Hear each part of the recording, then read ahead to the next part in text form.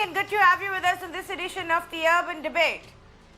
Tonight we're going to talk about something that matters to all of us. Largely a part of the country right now is in some or the other form of lockdown.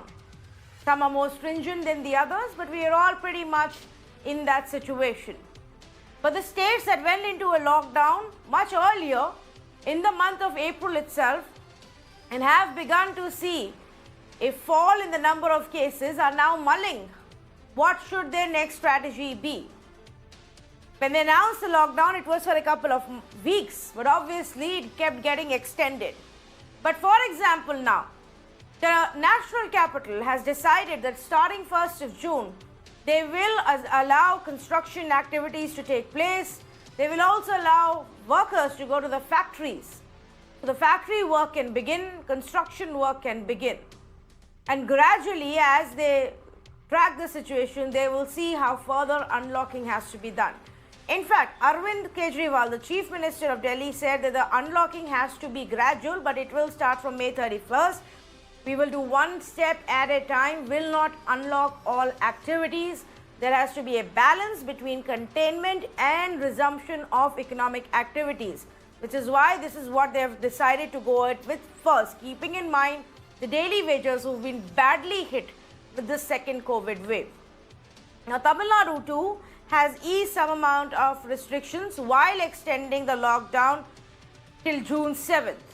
Meanwhile, in Maharashtra, while we are seeing a drop in cases in some of the cities like Pune and Mumbai, in Pune they've decided to bring in some relief for essential shops over the weekends. Over the weekends so far in Pune, none of the shops are allowed to open, not even the essential shops. That's how strict the lockdown was because the situation was so bad over a month and a half ago. But as the situation now begins to see improvement, they've now allowed a few hours of business activity even for the essential shops on the weekend. So gradually, little by little, we are seeing local administrations, cities, states look at what their future options are. Now, unlike the last time, it won't be a pan-India situation because the lockdown itself wasn't pan-India. But tonight we are going to talk about some of the states that have seen a large number of cases, and of course these are also the states that have a big contribution towards the GDP of our country, the economic activity as well, which is now also a big focus. 36% of India's GDP comes from Maharashtra, Karnataka, Delhi, add to that Chhattisgarh and UP. Another 25% comes in from Tamil Nadu, Kerala, Orissa, Bengal and Andhra. And if you see, Delhi, Maharashtra, Karnataka, Tamil Nadu have been the states that have seen a large number of cases and deaths. So what's the way forward? What do experts say? Just what is the situation right now and to what extent can we begin to unlock?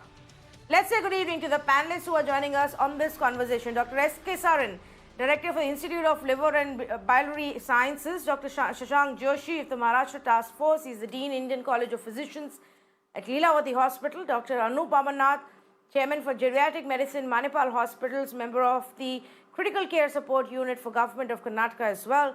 Dr. Sunil Agar, member of Lancet Commission COVID India Task Force, National President for IAPSM.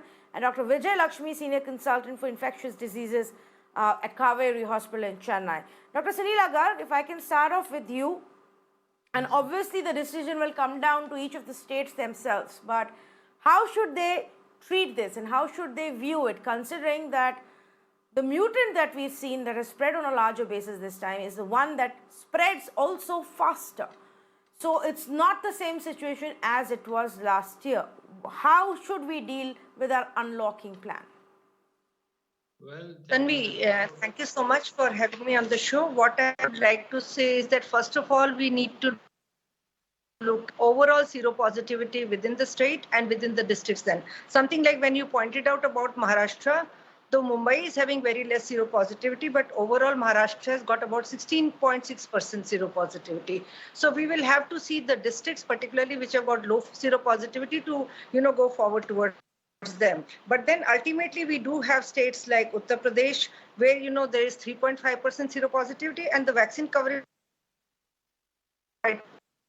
is people have been vaccinated. Then we have got Gujarat, where there is 3.7% seropositivity, and the vaccination coverage is also quite high. And then we need to look at Assam, 3.7% seropositivity. So accordingly, what I mean to say is that we have to look at seropositivity at the state level, and within that at the district level also. When I went further down at the micro level, I found that particularly in Uttar Pradesh, there are 64% of the villages which are COVID-free. There are over 300 districts which have not got cases since last 14 days. So these are the places which should be taken on a priority basis for the lockdown and the unlocking the system. And then unlocking has to be smart. It has to take into consideration the people whose livelihood is affected most. Something like when we talk of daily wages, or we talk of construction workers, or we talk of factory workers, or even to some extent, or I'll say quite a bit extent, it's the middle class employers also who are working for the private sector. And we need to look at overall in this way. And if we are looking at initiation of transport and all that, we have to be very, very strict that no more than 1/3 of the people. Double masking is the need of the hour. And along with that, we need to continue with our vaccination coverage with whatever vaccines we have. As I told you, that I compared the data with the different states along with the vaccination coverage, along with the seropositivity rate. So these are the things which will decide as to how we go for our unlock down, into the different parts. Like Delhi today has got about 1.5% seropositivity. So it can call for a lockdown, but it has to be in a very, very controlled manner. Similarly, when we look at Mumbai particularly, because that's also a financial capital, so we need to see that how are we going for unlocking of this. Uttar Pradesh also, a couple of districts can be taken up. So like that, we have to decide now at the district level how we are going for unlocking the system as compared to basically the state as a whole, though we are very much aware of the fact that there are porous borders. But we need to look at if there is a market which is there in one district, so the neighboring market in another district need not be opened, and that too with select number of shops which are essential shops. So we need to see that.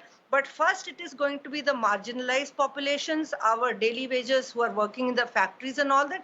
But again, I will say that those people also at the construction sites also, the construction supervisors have to be made responsible, so that people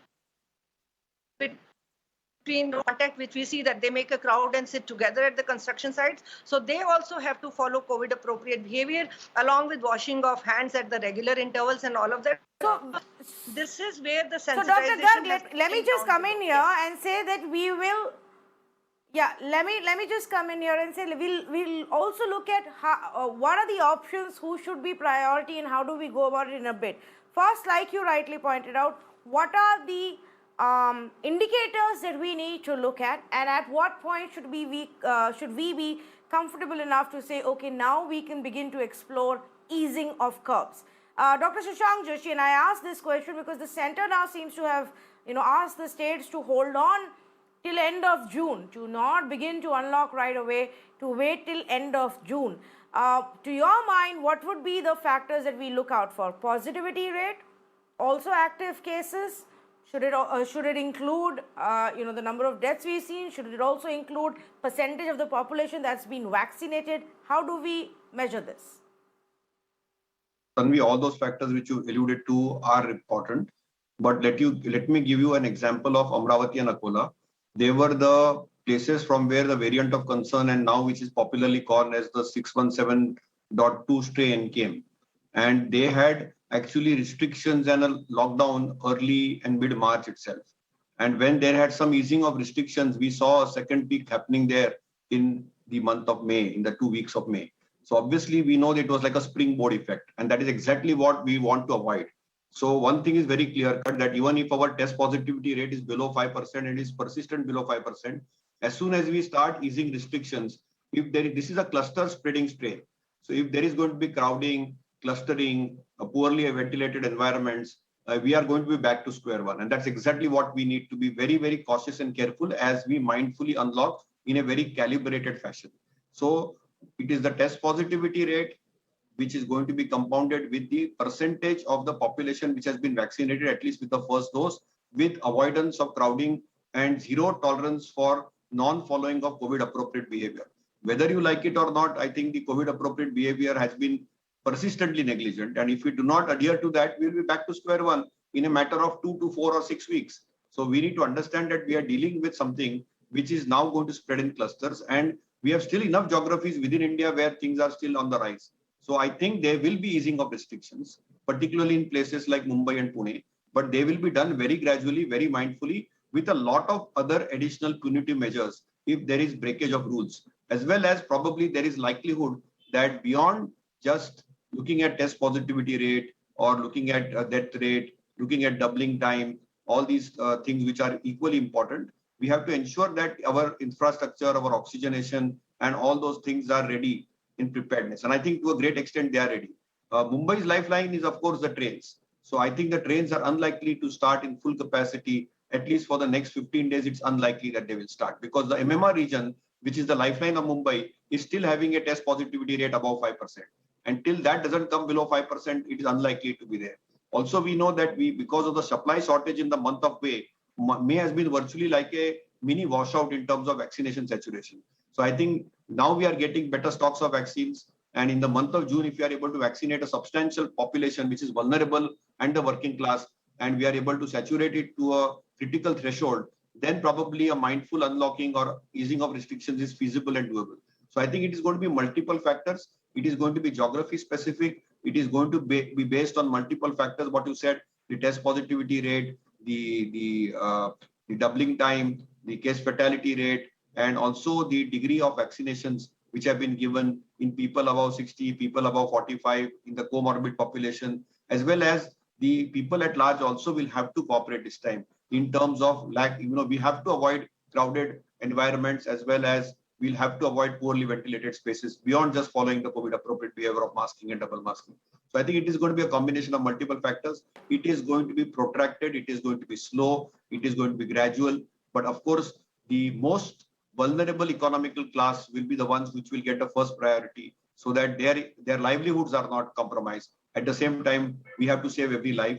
COVID is still very much around. So let us not forget the fact that we are still clocking a large proportion of cases even today as we talk. So I think as the pandemic second wave is coming down gradually, we don't want another spike coming up very quickly because of a little rush, which is unmindful in terms of unlocking. So I think it's going to be very, very slow process. A very, very slow process is Dr. Shashank Joshi. Dr. Saran, would you agree? Because, what also happens, and which is why we decided to have this conversation, is for any common man, what you're seeing is, news comment being made every day, even by governments, experts, news channels, where we tell you that, cases have come down from 4 lakh cases every day to now 2 lakh cases every day. We've dropped below 2 lakh cases every day as well. So look, the situation's improving. But we often forget to also highlight that the peak, we are still much, much more, almost 2 times more than what was the peak of first wave, or total daily cases at the peak of the first wave, which is how far we are away from that reality. So even if there is improvement, we cannot assume that we are close to unlocking in a larger sense. Would that be a correct interpretation, Dr. Saran? Yes, I agree with you, and also with what Dr. Shashank Joshi had said. I would like to add for everyone's thought that if you have an infected case, generally 5 others are not detected. So let's say Delhi has 7,000 active cases today. Imagine there are 35,000 more who would be around. Now, these are admitted patients, and there would be many more which are moving around. So now if you have such a large proportion of infected people, they can infect many, many more. So first thing is that we still have a large infected pool, and just the number of cases, new cases, should not determine. 2, we also must realize this is a new virus. 617, the 3 strains, 1, 2, and 3 are very, very aggressive. They spread very fast. And all of us know that they stay longer. It's just not 7 days or 15 days. People are staying 3 weeks to 4 weeks on ventilators and they are still having positive. They have diarrhea, they have been secreting or in the expired air have the virus. So there is a huge amount of longer duration of the virus staying in your body. So if you have so many infected people, it is possible that there will be source of transmission to healthcare workers and other people. So we still have a large pool. If you look at Japan, Korea, even 10 patients, 10 infected people, and they had very strict curves. So we have to realize this is a difficult, rapidly transmissible virus, and we have a huge pool. Third, we should realize only a small percentage of our population has got a second jab. So if at all you have to permit, who should get the priority? If you have got 2 dosages of vaccine, maybe you are a little more protected. We don't know whether these are really protected, but who can be permitted to go? Those who have got 2 dosages and maybe have got 4 weeks after the second dose on priority. They definitely have a vaccination certificate. They may be more protected. Others may not be. The another important area is we still have huge number of cases with and rising number of cases of black fungus. We do not want this to go. Now, any construction or similar things can lead the molds, the fungi to go around. And if you inhale them, it can create a little problem, not only for hospitals, but also for people at large who are staying at home and inadvertently are getting steroid therapy. Therefore, for some time, we need to be extra cautious not to let this happen. So should we open up? Well, the country doesn't have a plan. The scientists have not given a plan. It is the common sense. I think the country should also open up nearly simultaneously at all the times. Tomorrow, a guy from Mumbai may travel to Delhi, or a Delhi guy may travel to Chennai. And 1 or 2 such people. You remember the early part of last year when we had several people who came and had, spread the super spreaders in a small containment area. So if people are traveling from one place to the other, which will open up, I think that can again bring disaster. So in my opinion, we should certainly have an extremely cautious, calculated national approach, and we should wait till we have enough number of people who have got second dose of vaccine available. 4 weeks now can save us months and years of, a protected life. Otherwise, we may have difficulties. The next issue which brings us together, and you rightly said, is whether the number of case fatalities. We still have large number of people who are dying. And therefore, we should be careful that if you have another wave and another number of new mutant viruses, we can be in trouble. So I think a very cautious approach, waiting for a little longer at this time may be very helpful. Only those with a second dose successfully taken 4 weeks ago should be permitted to go out, rest all, restrain. And lastly and importantly, your self-lockdown. Even if you go out, please ensure you are wearing double mask, as Dr. Sunila rightly said. Wear double mask, remain protected, and don't infect others. People are going to vaccination centers. They transmit there or get from there the virus. So please remember, even if you're going out for vaccination, you should, 100% you should. I'm not saying don't go there, but if you are going there, think that you have to do the COVID appropriate behavior, even when you are going to take your vaccine. Right. Okay. So some very interesting points that you've raised that we have to keep in mind, especially because, when mobility comes into play and people move around from one district to the other, from one part of the country to the other, that obviously increases the risk of any kind of a specific mutant spreading. Let me also at this point bring in Dr. Vijay Lakshmi. Dr. Vijay Lakshmi, of course, the decision will also have to be maybe, not just state-wise, but even district-wise, because each seems to be behaving very differently. Even at the state level, we've seen while Karnataka, where Maharashtra and Delhi are now beginning to see some relief, especially Delhi and cities like Mumbai and Pune.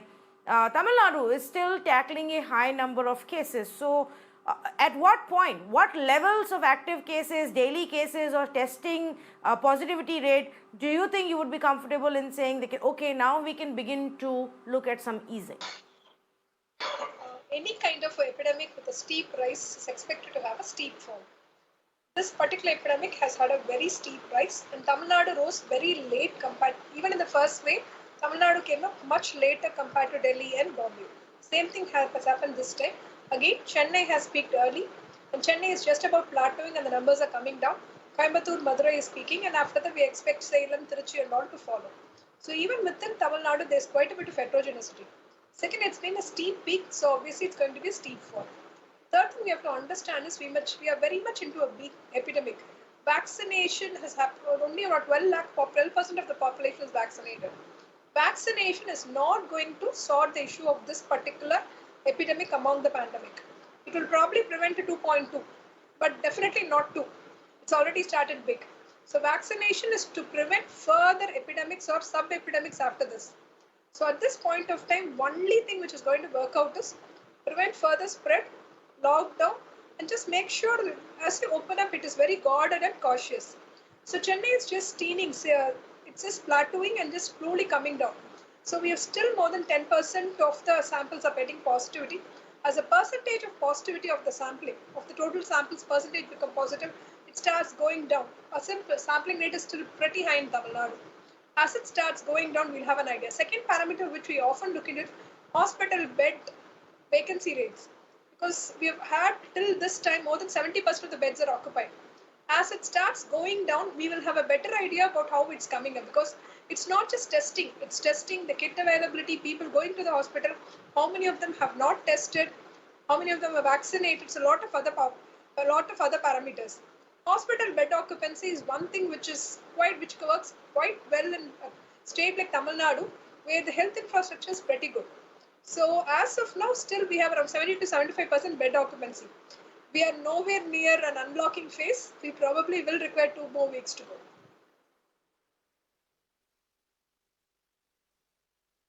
Yeah, no, absolutely. No way near unlocking as far as Tamil Nadu is concerned. So this is the larger, viewpoint that we've heard from experts. Dr. Ramanath, would you like to add something here as well in terms of how you see us moving towards an unlocked or unlocking era? Yeah, thanks, Tanvi. So one thing is that any country across the world, there is no gold standard or template for unlocking. And, in the pandemic, about 186 countries have had some form of an unlock and, lockdown. 82 of them have complete lockdowns.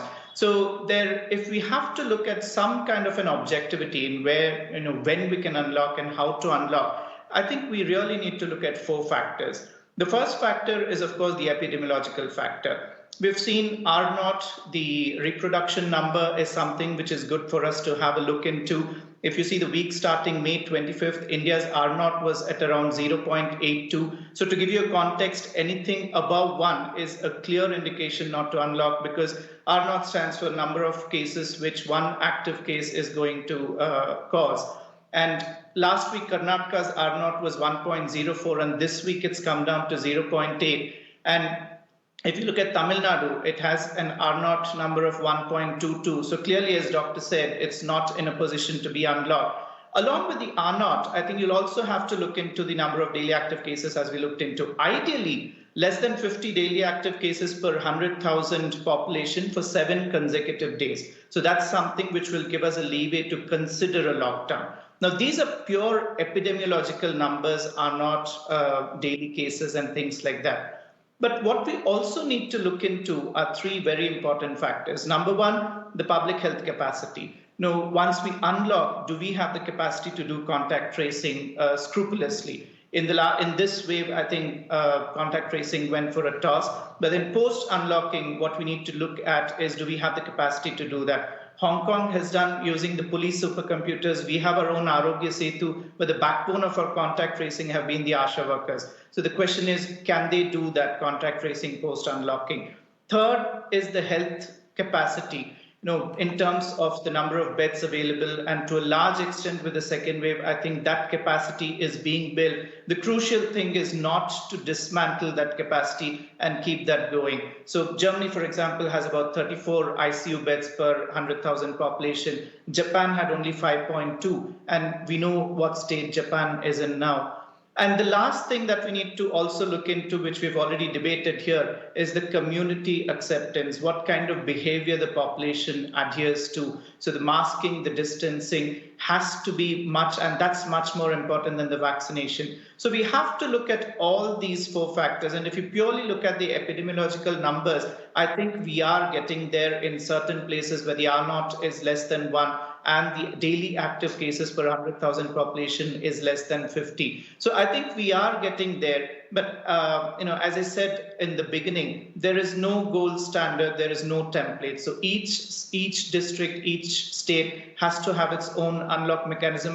To a large extent, it has to be scientific. And then, of course, there's always the debate of lives versus livelihoods. But I think these four factors will give us as much objectivity as possible. And using these, we need to decide on the unlocking.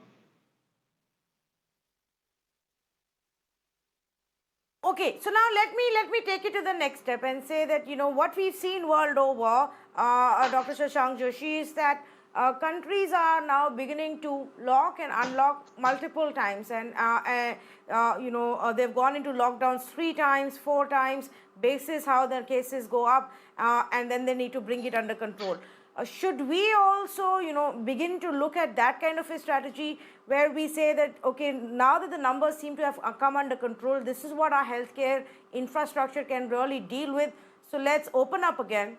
And when we see it going out of control, we draw the line at these levels, and then we clamp down again. No, Tanvi, I think that's a yo-yo phenomenon or springboard effect. And that's exactly what we want to prevent. I think we will have to do 2 things simultaneously. We'll have to keep very mindfully easing out restrictions in a very, very stepwise, slow manner. At the same time, saturating different geographies, and they will have to be actually marked, geography by geography, like for example, in Mumbai city, ward by ward, and then, sort of ease out the restrictions. At the same time, we can't afford, we are ready for a third wave. Our pandemic preparedness has to be in order, and we cannot be fault-footed at that point of time. But, even the second wave is nowhere out. Even in the best of places, including Mumbai, Delhi, as Dr. Sareen rightfully said, there is a large pool of invisible population which is still harboring the virus. So we need to contain it much more, and we still need a couple of weeks more so that there is better containment. At the same time, the easing has to be very gradual. This yo-yo phenomenon which is happening is not something which is desirable or even mandated. I think the pandemic preparedness this time has allowed us to build sufficient healthcare infrastructure to have a buffer capacity. At least I can say that for Mumbai city that we have sufficient buffer capacity to handle a third wave now. And I can say that in reasonable confidence. And similarly for Maharashtra, I'm not so sure, but to a great extent. Our testing capabilities have to still go down. We can't forget our basics of testing, isolating, tracing, and treatment. We need to have sufficient stockpiles of medications and oxygen supplies. We need to have our audits in place, and we still need to do what is correct when the sort of easing of restrictions occurs. And I think there has to be a zero tolerance for double masking or people not following the norms. Crowding has to be avoided. So it's going to be a couple of months. We will need 3 to 6 months to saturate our population with vaccines. And in these 3 to 6 months, I think essential services will be gradually limping back to normalcy. And a large work from home will still continue. And wherever physical people have to go in, there will have to be some yardsticks if they are vaccinated, if they have already had COVID. There will be some yardsticks which will allow us to ensure that our economy starts limping back to normalcy. But it's going to be a long drawn process of 3 to 6 months. Okay, Dr. Sunila Garg, would you agree that this is going to be an extremely slow and long-drawn process, and not until we've got, sufficient population vaccinated should we even talk about this? No, definitely, it is going to be a long drawn-out process because we are a big country with over 724 districts, and also, with large population which is of varied nature. Because one thing which Dr. Sareen was commenting upon the vaccination, and Dr. Shashank pointed about MTV part, that is masking, testing, treating and vaccination. I feel the third part is very, very important. Even at the construction sites or at the factories which are opening, we must make sure, like today the government has come out with this thing that geriatric people will be vaccinated near their homes or who are, confined to bed or bedridden. So that's where it is important to look for some alternative and innovative strategies also. At the same time, we continue watching the R0 part and the bed occupancy rate. These are also the proxy markers. But as I said, the country is very big. What will work for Chhattisgarh may not definitely work for Kerala or may not work for Maharashtra. So because as has been pointed out, and we are very sure of the Akola wave as well as Amravati, we have to be continuously looking at the peak also, when it is, peak is coming down and how it goes up. So we have to be very vigilant from the epidemiological perspective as well as to how, we are behaving. Virus has not gone out. We are not vaccinated. As of now, only 3% of our population has got double vaccine. So we have to have the innovative, strategies as to who requires the vaccine first. That also we have to look at from the perspective of protecting people. So, but testing, treating and tracking has to go on in a very smart manner. As to those which are the hotspots, we need to look at that part also. And also now, primarily we are talking about, the monitoring of the disease from a very, very close, in terms of genomic sequencing and all. So because it's not now basically that individual is infected once. We have come across the individuals who are being affected twice and thrice. So, primarily that is where we need to be very vigilant about, the pandemic. And we need to keep a close watch, as has been pointed out by the experts, from the epidemiological perspective and from the medical perspective as well, because we have limited resources. We cannot say that, because today there is one challenge, another challenge, comes up. Something like mucormycosis we never expected, and particularly in Indian context, and so many number of cases. So that's where we are in a challenging situation. So we have to be very, very cautious while we open up. And now pediatric challenge is another one which is being addressed. So in terms of, we are trying for the trials for children. Vaccination trials are going to begin soon, but also not everyone is competent to treat, pediatric population. So we need to do capacity building with regard to pediatric, treatment physicians or pediatricians, we can say. So that is where our approach has got to be very, very holistic. So big country, big challenge. But we will, I'm sure we'll be able to make out, Thank you. Well, that's a very interesting point that you raised, and let me actually bring it to Dr. Sarin as well, and then to Dr. Vijay Lakshmi, because Dr. Sarin, we have to use this time not just to prepare in general for third wave, but also perhaps keep in mind that we will need, or we should have better and more number of facilities for children, in the next wave. If we see a higher number of cases, we should be prepared for that.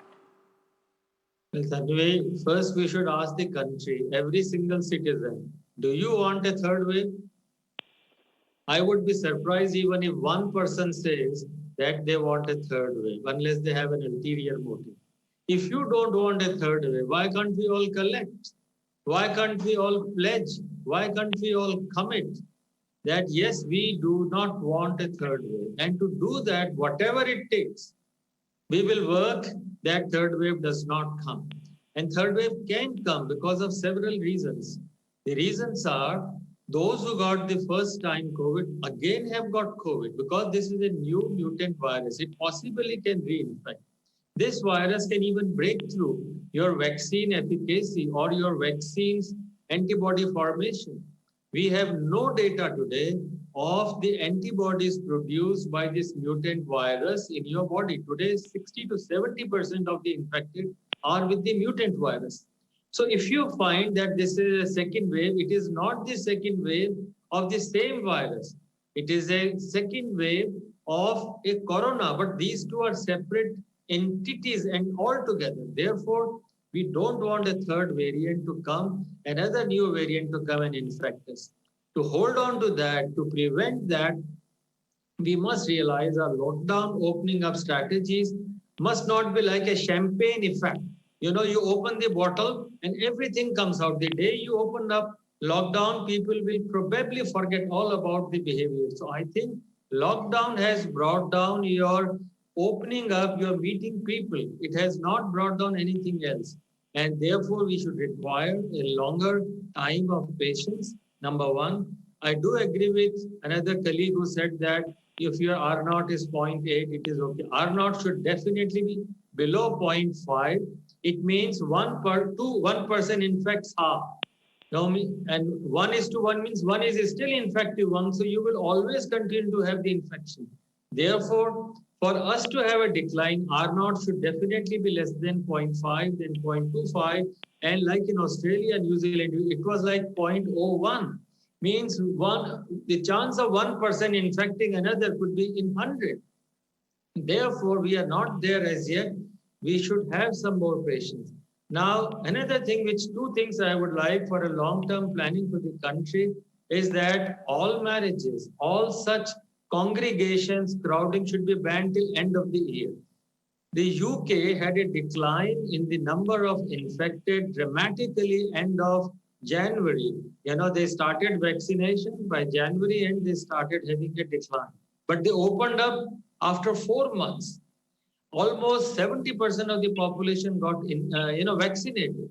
So we are nowhere there, and I think any such haste in opening up can bring problems. So therefore, I think a national policy, slow opening up, only those who have got 2 jabs should be actually allowed to go out, and we should be careful for next 6 months at least till most of our population, 70% is infected. This virus and any further mutant, Dr. Sarin, our mortality can be very high, and we don't want. Right.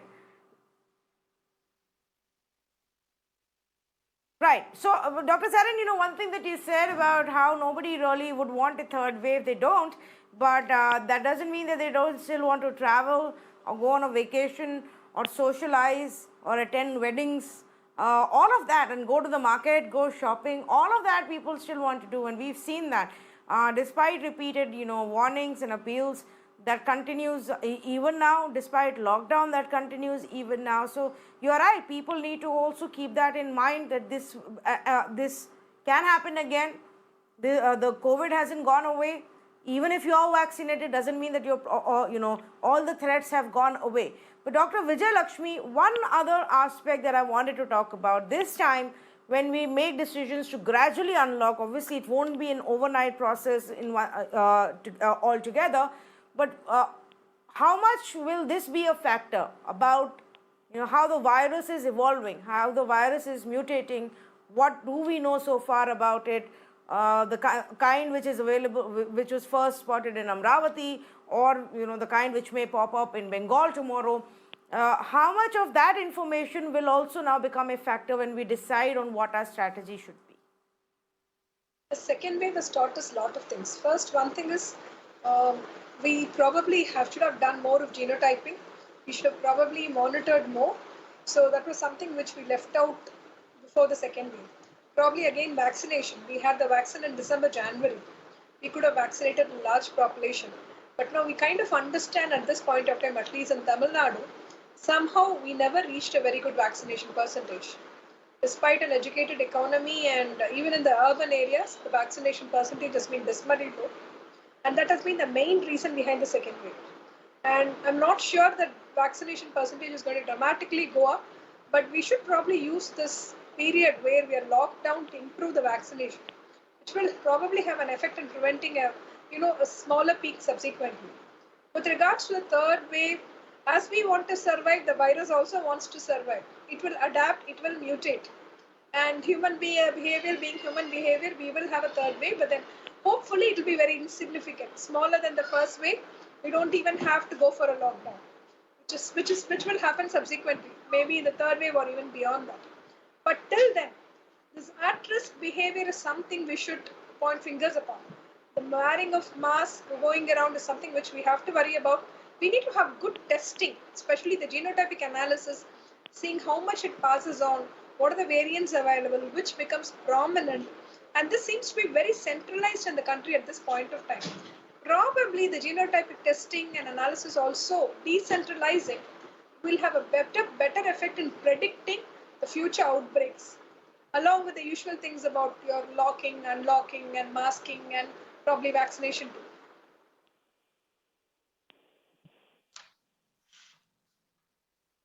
Yes, And actually, I want to highlight this aspect as well. Dr. Anup, if you would want to come in on the aspect of vaccination. Unlike other countries where a lot has now begun to unlock, people have begun to move around, is because as a percentage, much more larger percentage of their population is vaccinated.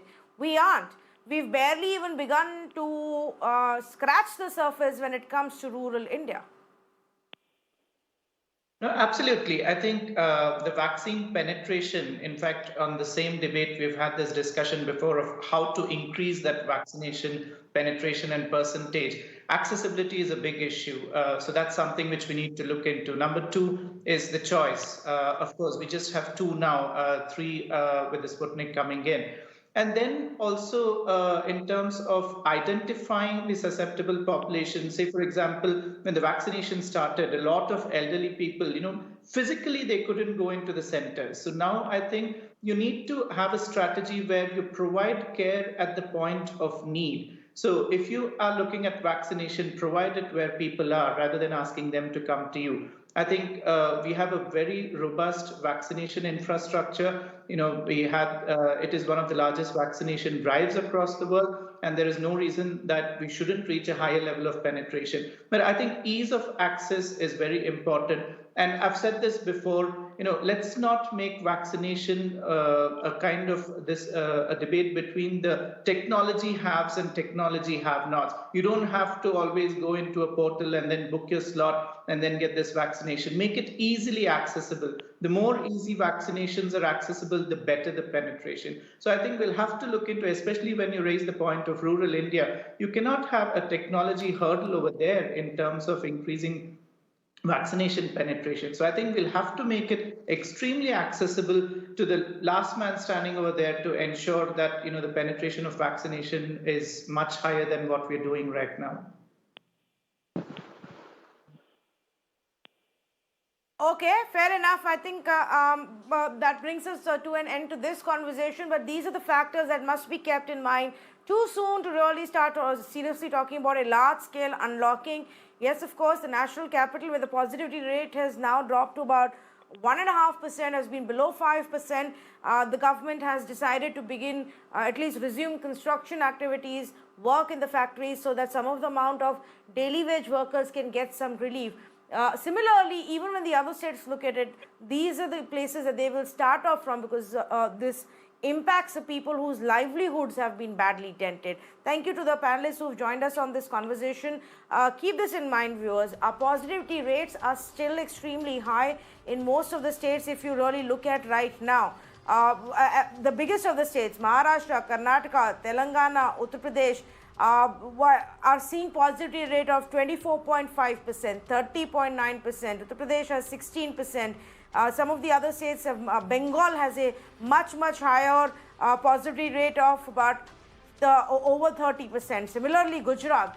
So in few cities, while the relief has begun to come in, there is much pain even in rural India, which still exists.